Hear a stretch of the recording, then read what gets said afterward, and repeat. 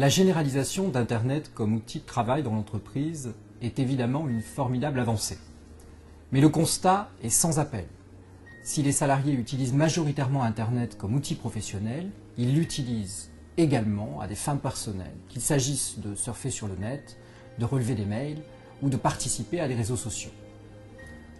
On ne trouve pas de texte qui viendrait spécifiquement encadrer l'utilisation d'Internet au travail.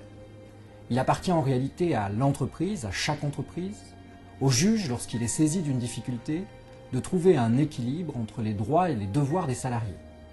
Droit des salariés au respect de la vie privée, de la liberté d'expression, du secret des correspondances privées, mais évidemment, devoir du salarié d'accomplir pleinement sa prestation de travail.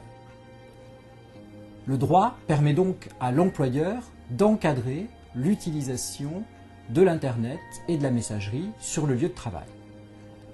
Des règles claires et précises doivent être posées, qui peuvent figurer soit au contrat de travail, soit le plus souvent dans le règlement intérieur ou dans une charte informatique lorsqu'elle existe dans l'entreprise. Ces règles posées doivent évidemment être respectées par les salariés qui encourent en cas de manquement un licenciement pour faute, sous réserve bien sûr que le manquement soit suffisamment grave et sérieux. C'est ainsi que la Cour de cassation vient rappeler régulièrement qu'un certain nombre de comportements ne sont pas autorisés, par exemple un salarié qui consulterait sur son lieu de travail des sites à caractère pornographique.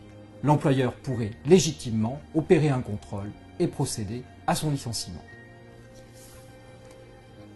Bien sûr, les règles peuvent dépendre de l'activité de l'entreprise. On comprend aisément que la situation ne sera pas la même dans une agence de communication où l'utilisation d'Internet est importante ou dans une entreprise sensible telle qu'un laboratoire pharmaceutique. Si vous voulez en savoir plus, vous pouvez vous rendre sur le site de la CNIL qui met en ligne un dossier intéressant sur la question. En outre, il appartient aux entreprises de se rapprocher de professionnels qui pourront les aider à élaborer des règles conformes au droit. L'avocat, par sa maîtrise du droit du travail, est évidemment un interlocuteur privilégié.